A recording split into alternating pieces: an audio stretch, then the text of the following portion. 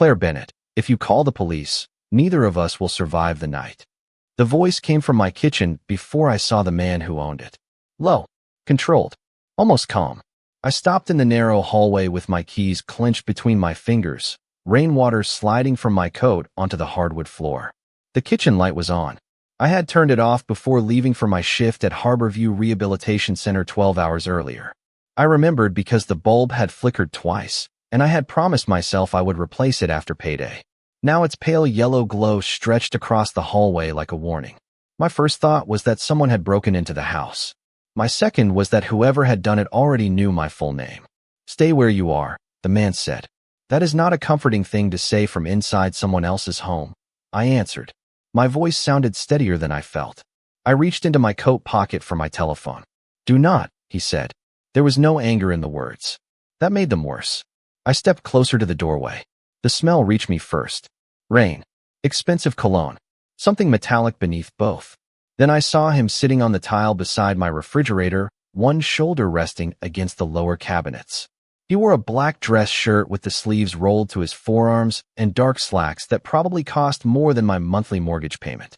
His wet hair was pushed back from a face that looked too composed for a man who had entered my home uninvited. One hand pressed against his side. The other rested open on the floor, several inches from a handgun. A black signet ring circled his right hand. He noticed me studying the weapon. I am not here to hurt you. People who say that usually have terrible timing. His gray eyes met mine. Sharp. Exhausted. Still measuring everything. The doorway. My telephone. The distance between us. I need 10 minutes, he said. Then I will leave. You broke into my house. The back door was unlocked. That does not make this better. No, he said quietly. It does not. Outside, tires whispered across the wet street. His entire expression changed. Not fear. Calculation. He lifted one finger.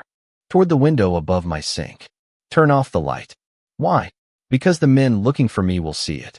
A dark sedan moved past the house so slowly that I could hear water rolling beneath its tires. The stranger lowered his voice. Claire. The light. I should have run. I should have locked myself in the bathroom and called emergency services. I had spent years helping people whose lives had changed in a single careless second. I knew better than most how quickly an ordinary night could become the line separating before from after. Still, I crossed the kitchen and flipped the switch. Darkness swallowed us. The refrigerator hummed. Rain tapped against the windows. My breathing sounded embarrassingly loud. How do you know my name? I whispered. Your mail is on the counter. I looked toward the small stack beside the coffee maker. It was a reasonable answer. I did not believe it. Headlights swept across the blinds, then disappeared. He released a controlled breath. There is a first aid kit beneath the bathroom sink. My stomach tightened. How do you know that? Most people keep one in the bathroom. Most people do not appear in my kitchen at 2 in the morning and begin making educated guesses. For the first time, something almost human touched his face. Not a smile. More like the memory of one. Fair point. I moved toward the handgun and pushed it farther away with the toe of my shoe. He allowed it. That frightened me more than resistance would have. I am a physical therapist, I said. I am not an emergency physician. I do not need a physician. You clearly need someone. I need silence. A car door closed outside. Then another. The man's gaze shifted toward the front of the house. He tried to stand, but his strength failed him halfway. I caught his arm before I could think better of it. His weight pulled against me, solid and cold from the rain. Easy, I whispered. His eyes narrowed at the word as though kindness was more suspicious to him than fear. 3 firm knocks struck the front door. I froze. Police, a man called. We are searching for an injured burglary suspect. Please open the door. The stranger looked at me. They are not police. Officers. How would I know that? Real officers would identify their department and show credentials through the glass. The knocking came again. Harder. Ma'am, we saw your light. Open the door. I could feel the stranger's pulse beneath my hand. Fast, despite the calm mask he wore. My grandmother's house had one secret he could not have known about. During Prohibition, the property had briefly served as a boarding house with an illegal bar in the basement. The original owner had built a concealed storage cellar beneath the kitchen and connected it to an old delivery passage that joined a storm culvert 2 blocks away. Grandma Rose had used the cellar for canned peaches, Christmas decorations, and everything she claimed she might need someday. I had not opened it since her funeral. "Can you walk?" I asked. "Far enough." I guided him toward the braided rug beside the pantry and pulled it back. His attention sharpened when he saw the iron ring set into the floorboards. "You have a cellar. You have 10 seconds." I lifted the hidden door. Narrow wooden steps vanished into darkness. He collected the handgun without pointing it toward me. Then he twisted the black signet ring on his hand once and paused at the opening. I noticed the movement but did not understand it. "Why are you helping me?" he asked. Another knock shook the door. "I have not decided that I am," I said. "Get downstairs." He descended carefully. I lowered the door, replaced the rug, and hurried to the front of the house. Before opening it, I turned on the porch light and looked through the peephole. 2 men stood beneath the awning in dark jackets. Neither displayed a badge. A black sport utility vehicle waited at the curb. I opened the door 3 inches and left the security chain in place. "Can I help you?" "We are looking for a dangerous man," the taller one said. About 6 feet 2 inches tall. Dark hair. "He may be injured. I just returned from work." His eyes moved past me into the hallway. "May we come inside?" Not without a warrant and visible identification. For one terrible second, neither man spoke. Then the shorter one smiled. "Lock your doors tonight, Miss Bennett." They walked away. I closed the door, turned the deadbolt, and stood there until the vehicle disappeared. When I returned to the kitchen, the cellar was silent. I lifted the door. "They are gone." No answer. I descended with the light from my telephone raised. The stranger stood near Grandma Rose's old shelves, staring at something hanging above a row of dusty jars. It was a framed photograph of my grandmother in her nursing uniform, taken long before I was born. A younger man stood beside her, smiling beneath the summer sun. The stranger reached toward the picture, but stopped before touching it. His face had lost all its careful control. "Where did you get this?" he asked. "That is my grandmother." He looked at me as though the floor had shifted beneath him. Then he spoke the words that made me understand his arrival had never been entirely accidental. "Rose Bennett saved my father." For several seconds, I could only stare at him while rainwater whispered through the old foundation. He held my grandmother's photograph with both hands, careful with it in a way that did not match the man who had entered my home carrying a weapon and a warning. "Your father knew Rose?" I asked. He nodded. "My name is Adrian Moretti. My father was Gabriel Moretti." The name sounded familiar, although I could not immediately place it. "Gabriel came to this house 27 years ago," Adrian continued. "He was younger than I am now, and he had made the mistake of trusting men who valued power more than loyalty. That sounds like a family problem. It became a city problem." His voice remained calm, but the hand against his side tightened. "Your grandmother found him near the community clinic where she worked. He needed shelter. She brought him here." I looked around the narrow cellar at the dusty shelves, the jars labeled in Rose's handwriting, and the folded cot I had assumed belonged to a previous owner. My grandmother had raised me in this house. She had taught me how to bake cornbread, balance a checkbook, and recognize when someone was lying. She had never mentioned hiding a Moretti beneath the kitchen. Why would she help him? I asked. Because he asked. That was enough for her. No.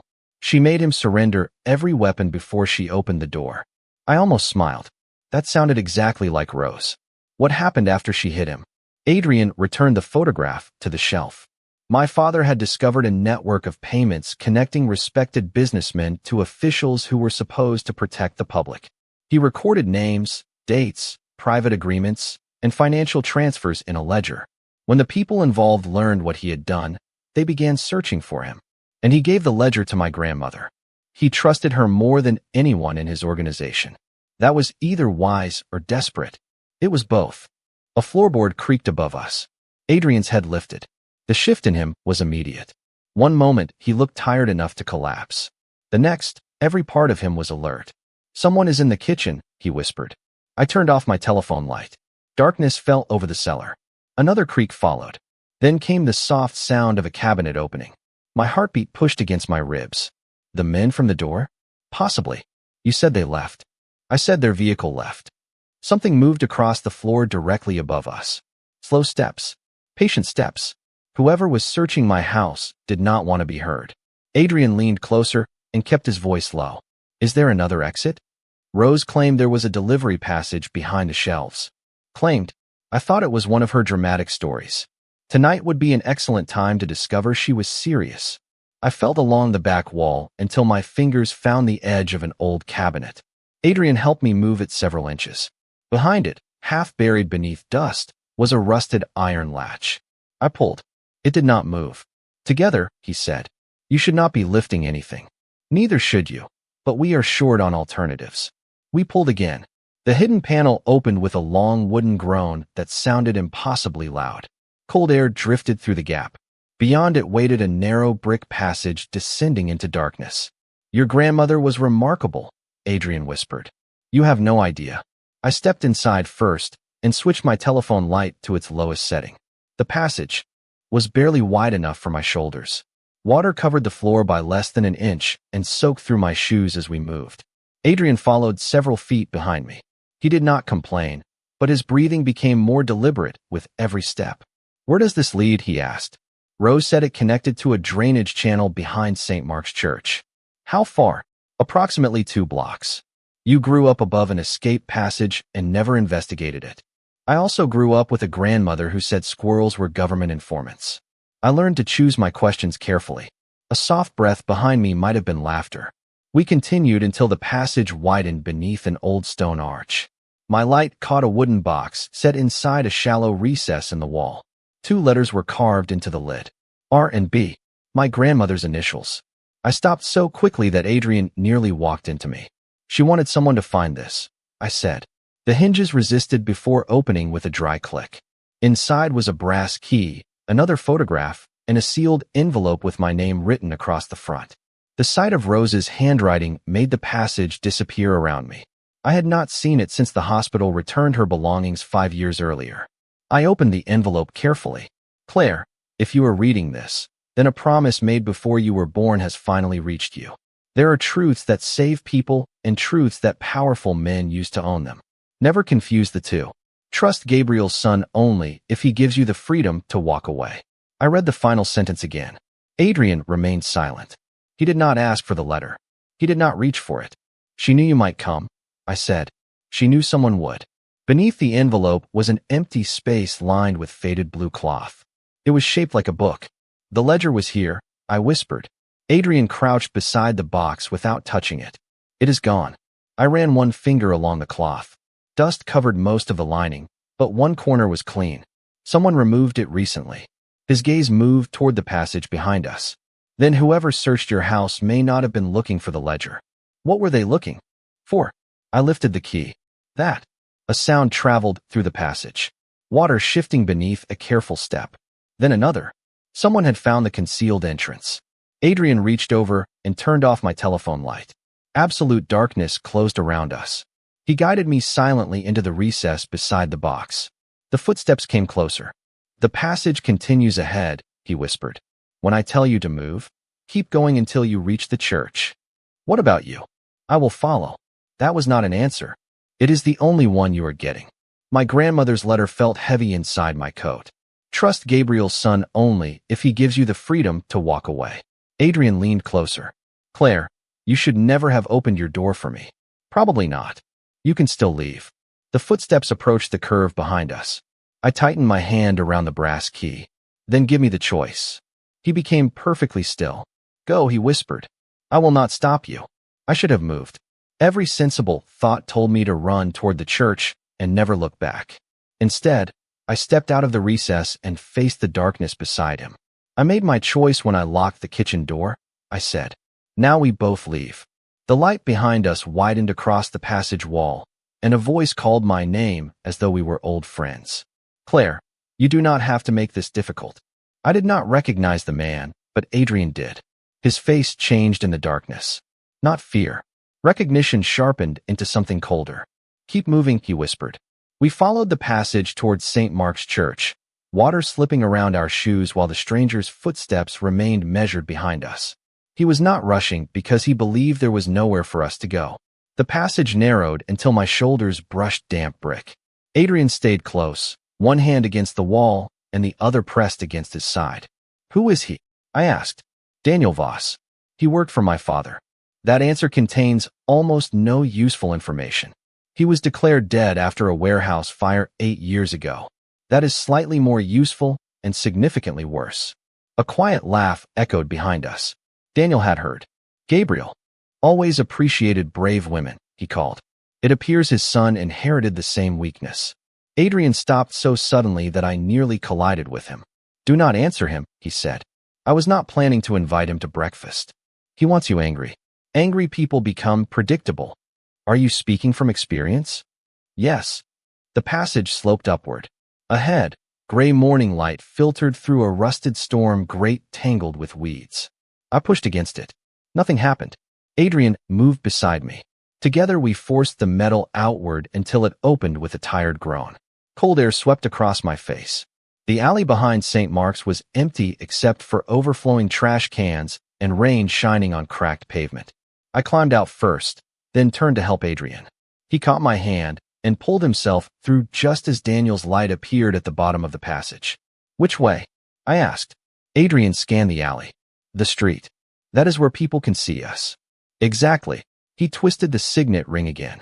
A tiny green light flashed beneath its black stone. What is that? I asked. An emergency transmitter. Vincent will receive the location. You activated it in my cellar. Yes. Then why has he not arrived?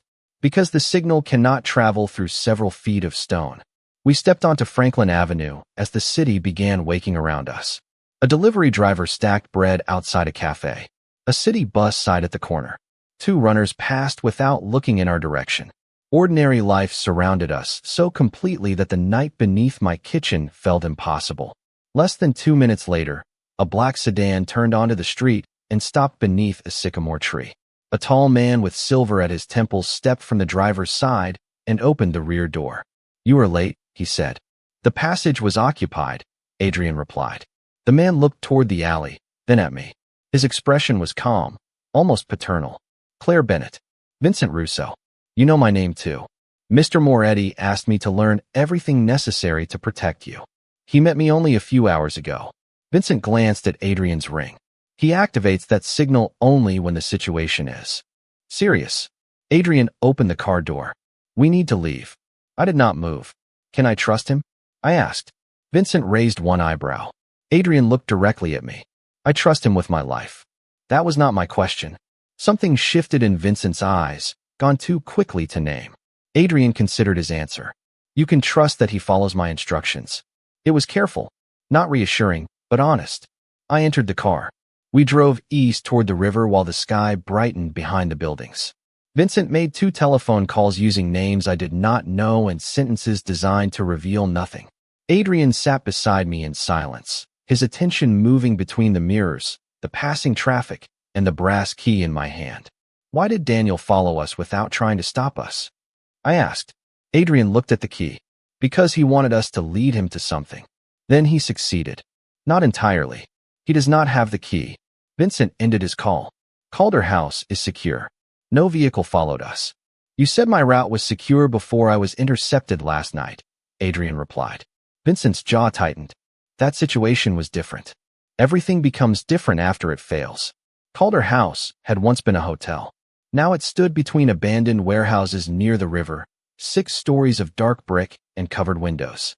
Inside, the lobby smelled faintly of dust and furniture polish. Security cameras watched every entrance. 2 men in plain coats nodded to Vincent and stepped aside. On the 5th floor, he opened a suite with fresh linens, bottled water, and a medical kit arranged on a table. A private physician named Maya Patel arrived within minutes. She examined Adrian while I waited beside the kitchenette. Afterward, she told us the injury had missed anything vital, but Adrian needed proper care, medication, and at least several days without strenuous activity. He will ignore the final instruction, I said. He usually does, Dr. Patel replied. Then we agree that he is difficult. Completely. Adrian watched both of us with quiet disapproval. After Dr. Patel left, he sat at the table while I checked the fresh dressing she had secured. You are becoming comfortable giving orders, he said. You are becoming comfortable ignoring medical advice. That habit is older than you. It is not improving with age. Vincent concealed a smile by turning toward the window. Adrian noticed. Something amusing? Nothing at all. The kitchenette contained coffee, eggs, and a loaf of bread. Adrian stood. Sit, he told me. I thought I was the one giving orders. You have not eaten. Neither have you. Then we will both make poor decisions more slowly. He prepared breakfast with the intense concentration of a man disarming a complicated machine. The eggs were uneven, and the toast burned along one edge, but I ate everything. It was the first ordinary act of kindness he had offered without attaching a warning to it. Why did your father never return for the ledger? I asked. Adrian placed his coffee on the table. He tried. Rose told him it was no longer safe for any Moretti to possess. Did she destroy it? My father believed she moved it. I showed him the brass key. What does this open? Vincent approached the table. Possibly a protected deposit box. Rose maintained an account at First Continental near the courthouse. When the bank closed, certain holdings were transferred to a private archive beneath Moretti Tower. His gaze remained on the key half a second too long.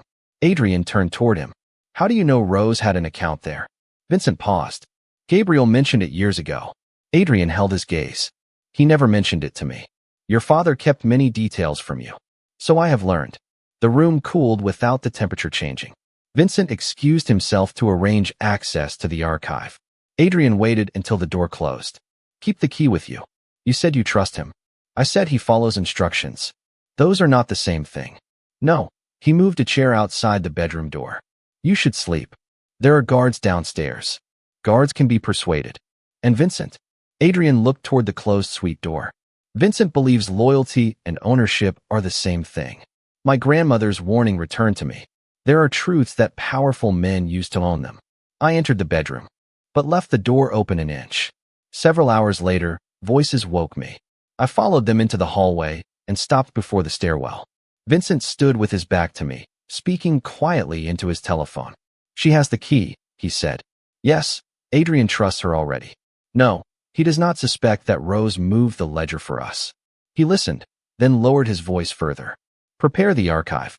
Once Claire opens the box, neither of them will have a choice. I stepped away before Vincent could turn around, but his final words followed me back to the bedroom. I closed the door quietly and stood in the darkness with my hand over my mouth. The brass key rested beneath my pillow, wrapped inside my grandmother's letter. Until that moment, it had felt like a final gift from Rose. Now it felt like a hook hidden inside something beautiful. I should have gone directly to Adrian. I should have told him what I heard and allowed him to decide how to handle the man he trusted with his life. But that was the problem. Men like Adrian responded to betrayal with speed. Men like Vincent survived by preparing for speed. If I accused him without proof, he would deny everything, relocate the archive, and make me appear frightened and confused. I needed him to believe I trusted him. Morning light seeped around the covered windows several hours later. At 7:15, Vincent knocked on my door carrying coffee and toast. His silver hair was perfectly combed. His voice was gentle. He looked like the kind of man a family might ask to watch their home during a vacation. You did not sleep, he said. Neither did you. Old habits. I accepted the coffee but did not drink it. I want to see the archive. His eyes sharpened for less than a second. Adrian may not approve. Adrian does not approve of anything he cannot control. Vincent lowered his voice. He believes control protects people. Do you? I believe choices become dangerous when people do not understand their consequences. Then help me understand mine. I looked toward the hallway as though I feared Adrian might hear us. I met him last night. Since then, strangers have searched my home, followed us through a passage, and told me my grandmother hid evidence beneath a building owned by his family. I need answers before Adrian decides which truths I am permitted to hear. Vincent studied me carefully. Then he nodded. Be ready in 10 minutes. Adrian was waiting in the lobby when we came downstairs. He wore a dark jacket over a clean white shirt, but exhaustion still lived beneath his eyes. His gaze moved from Vincent to me, then settled on the pocket where I had hidden the key. Where are you going? He asked. Moretti Tower. His expression became still. No, that was not a request. The building may be compromised. Vincent says it is secure. Adrian turned toward him. Does he? Vincent remained calm. The private levels are protected. Delaying gives Daniel more time to reach whatever Rose stored there. Adrian looked back at me. Give me the key. No. Claire, you do not understand what may be waiting inside that box. Neither do you. That is why I am going. He stepped closer, but left several feet between us. You are safer where I can see you. Protection without permission is still a cage. The lobby became silent. Adrian's jaw tightened, not with anger, but with the effort of hearing something he did not want to accept. Then he reached into his pockets and placed his telephone, security card, and car keys in my hand. The sedan outside has a full tank. The card opens the garage and every private elevator I control. Drive anywhere you choose. No one will follow you. Vincent's expression shifted. Barely. Enough. My grandmother's warning returned to me. Trust Gabriel's son only if he gives you the freedom to walk away. I returned the telephone and keys, but kept the access card. Then come with us. Moretti Tower rose 48 stories above downtown, all black steel and mirrored glass. We entered through a private garage and descended 3 levels below the street. The elevator opened into a corridor lined with white lights and steel doors. Every sound felt too sharp. Vincent walked ahead. Adrian stayed beside me without touching my arm or directing my steps. At the final door, Vincent pressed his palm against a scanner and entered a 6-digit code. This archive predates our digital systems, he explained. Contracts, trusts, private accounts, family agreements. And secrets, I said. Secrets are often the most carefully maintained records. Inside, numbered cabinets filled the room from floor to ceiling. Vincent led us to cabinet 12. Rose Bennett registered a box under the Bellwether Trust. How did you learn that? I asked. Gabriel mentioned it years ago. Adrian stopped walking. My father never told you Rose's trust name. Vincent looked at him. Your father told me many things he kept from a grieving teenager. When did you access her file? Adrian asked. Vincent sighed as though the question disappointed him. 3 days ago, before I found Gabriel's letter. I was protecting the family. You were waiting for the key. Vincent's pleasant expression disappeared. I spent 30 years protecting what your father built. I found threats before they reached your door. I made decisions you were too young to understand. You gave Daniel my route on the night I found the letter, Adrian said. Vincent remained silent. That silence was an answer. You allowed him to intercept me, Adrian continued. You knew I would go to Rose's address if I escaped. You needed motivation to enter the house, and Claire needed motivation to reveal the passage. The words settled into place with terrible precision. The stranger in my kitchen. The men at my door. Daniel following without trying to catch us. None of it had been random. You used both of us, I said. I directed events toward the only result that could preserve Gabriel's work. Adrian moved between us. His voice remained quiet. Show Claire the path to the elevator. Vincent stared at him. You are surrendering your judgment for a woman you met last night. No, I am finally questioning yours. Adrian did not look back at me when he spoke again. Claire, you can leave now. Take my card. Take my car. I will not stop you. And if I stay, then the next decision belongs to you too. I stepped around him and removed the brass key from my pocket. Open the cabinet. Adrian entered another code.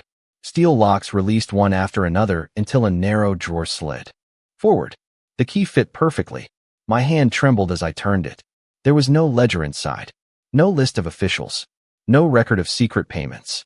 Only a photograph. I lifted it beneath the cold white light and stopped breathing. It showed me asleep in my bedroom 3 nights earlier. The quilt was pulled to my shoulders. The clock beside my bed read 2:13 in the morning. Someone had stood close enough to see my face.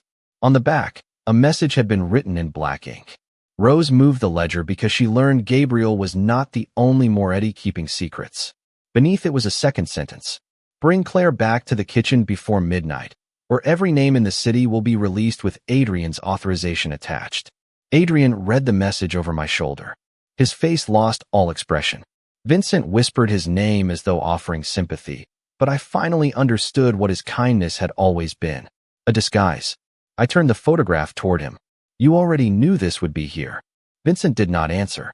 Adrian looked at the man who had raised him, protected him, and taught him never to trust anyone. Who are you really protecting? He asked. Vincent's eyes moved toward the locked drawer.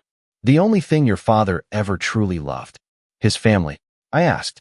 Vincent looked directly at me. His empire. The photograph felt colder than the steel drawer beneath my hands. Vincent stood several feet away, watching us with the calm patience of a man who believed time had already chosen his side. Daniel prepared that message, Adrian said. You placed it in the box. There is a difference between preparing a warning and creating the danger behind it, Vincent replied. You are working with him. I am correcting a mistake your father allowed to survive. Adrian stepped closer, but I caught his sleeve. His eyes moved to my hand. I shook my head. He wants you angry. Vincent smiled faintly. Rose taught you well. You did not know her well enough to say that. I knew what she feared. She feared what Gabriel would do if the ledger became a weapon. She moved it somewhere no Moretti could reach without you. My kitchen, I said. Not the kitchen itself. Something hidden there. A code, perhaps. Rose enjoyed making powerful men work for answers. Adrian's telephone rang. The screen showed a number with no name. I answered before he could stop me. Daniel's voice arrived soft and almost friendly. Claire, I hoped you would understand the invitation. Entering my bedroom while I slept was not an invitation. Then consider it a deadline. What happens at midnight? A copy of the ledger becomes public, along with altered records designed to make Adrian appear responsible for payments made before he controlled the company. Adrian held out his hand for the telephone. I kept it. Why involve me? I asked. Because Rose left the final access sequence to you. She trusted character more than blood. An admirable principle, though not always a practical one. And if I refuse? Then the city receives the truth mixed with enough lies to make justice almost impossible. The call ended. The silence afterwards seemed to press against the walls. Adrian turned to Vincent. Where is Daniel? Where Rose began this, Vincent said. Your choice is simple. Return to Claire's house, recover the sequence, and give us the ledger. So you can bury it, I said. So we can control the damage. Control is the word powerful men use when they are afraid of accountability. Vincent's expression hardened. Accountability is a luxury for people who do not understand consequences. Adrian called the security team upstairs. No one answered. He tried another number. Then another. Silence. Vincent had already isolated us. The elevator? I asked. Locked remotely, Vincent said. I am not holding you here. I am ensuring that you understand there is only one useful destination. Adrian looked toward the emergency stairwell. We are leaving. You will never reach the street without my access. I held up the master security card Adrian had given me. Vincent's face changed. Just enough. The card opened the fire stairwell through a protected emergency override. We climbed 3 levels to the garage, moving carefully because Adrian's strength had not fully returned. No guard stopped us. That frightened me more than resistance would have. He is allowing us to leave, I said. Because he needs us at your house, Adrian replied. His sedan waited near the exit exactly where he had said it would. We drove toward my neighborhood beneath a sky turning dark with another storm. You should not come inside, Adrian said. We are past that conversation. Claire, this is not about controlling you. Then do not decide for me. He tightened both hands around the steering wheel. You could be used against me. I already am. He looked at me briefly. That is what I cannot forgive. Daniel. Myself. The honesty silenced me. We reached my house at 11:23. The front door stood open. Inside, every light was on. Nothing appeared broken. Nothing was out of place. That was the message. Someone had entered without needing force. A man sat at my kitchen table wearing a navy coat and a tired expression. I recognized him immediately. Ethan. Detective Ethan Cole had lived 3 houses away when we were children. He had taught me to ride a bicycle, attended Rose's funeral, and called every Christmas even when I forgot to call him back. Now his hands rested flat on the table, and Daniel stood near the back door. Ethan was not restrained, but his face told me he did not consider himself free to leave. I am sorry, Claire, he said. Daniel sent an anonymous warning that you were in danger. When I followed it here, I discovered that someone had copied my department credentials and used them to enter protected evidence systems. If the altered ledger is released through my account, I will appear to be its source. Daniel gestured toward the counter. Rose left you everything you need. My grandmother's wooden recipe box sat beside the flour jar. I opened it. The familiar cards were arranged by category in her careful handwriting. Cornbread, peach cobbler, Sunday biscuits.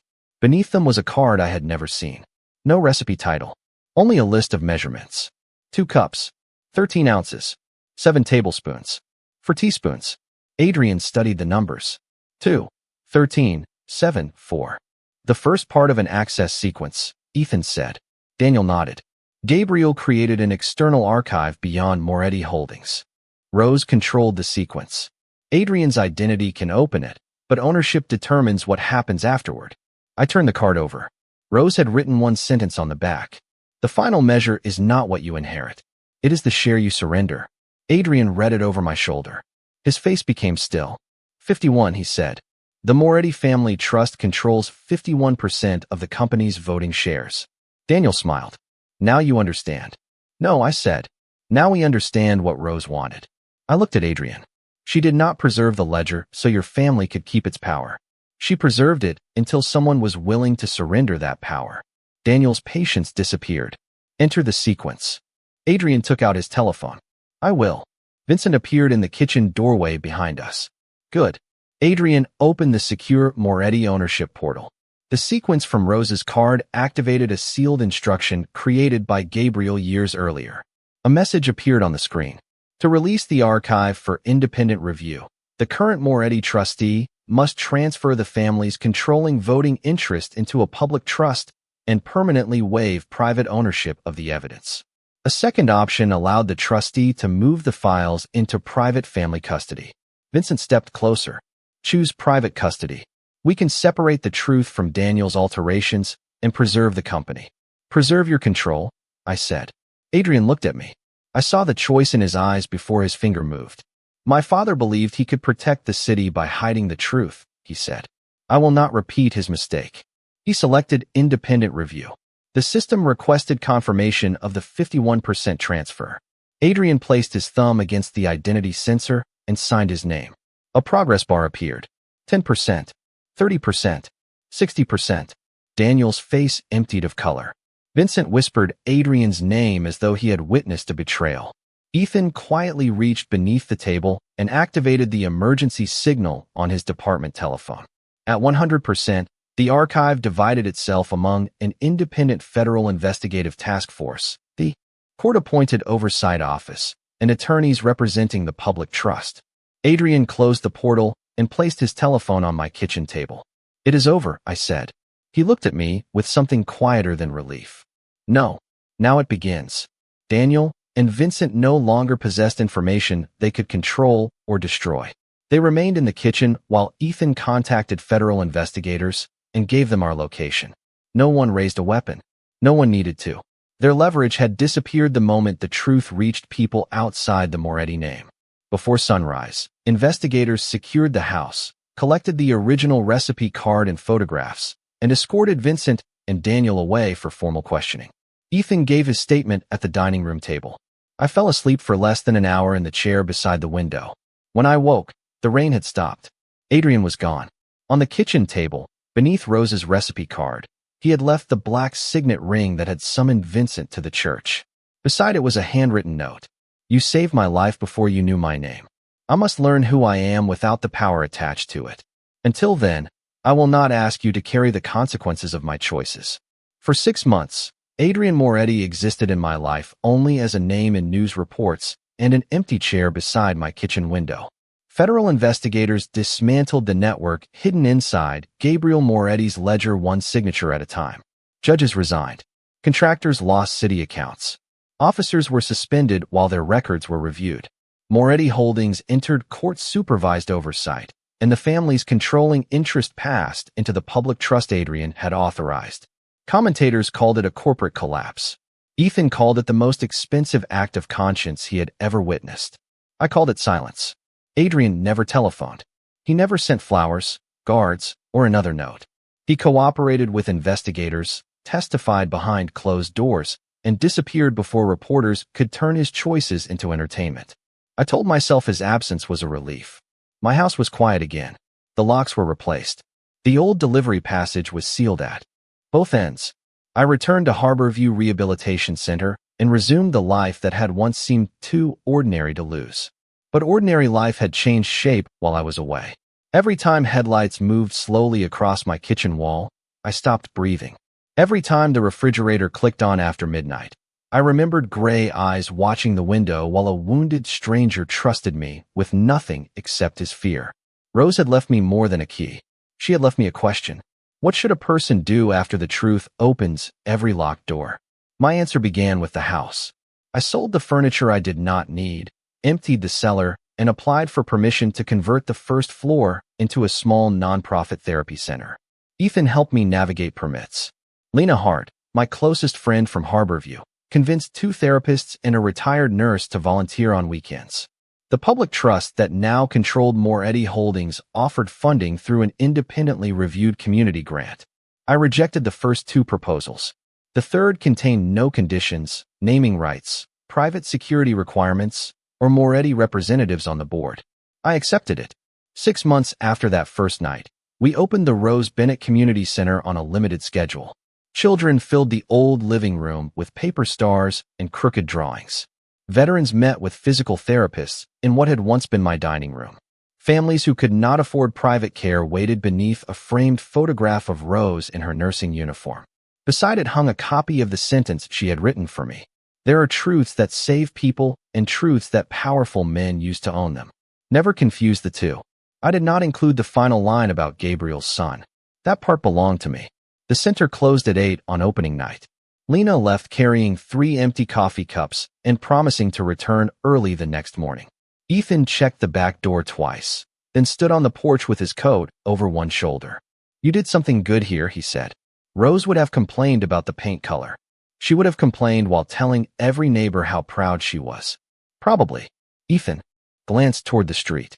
His expression changed, but he said nothing. Then he hugged me and walked to his car. I locked the door behind him.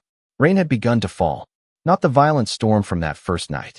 This rain was softer, steady against the windows, filling the house with the sound of memory. I turned off the center's lights one by one until only the kitchen remained. The new bulb did not flicker. I stood beneath it and placed Adrian's signet ring beside Rose's recipe box.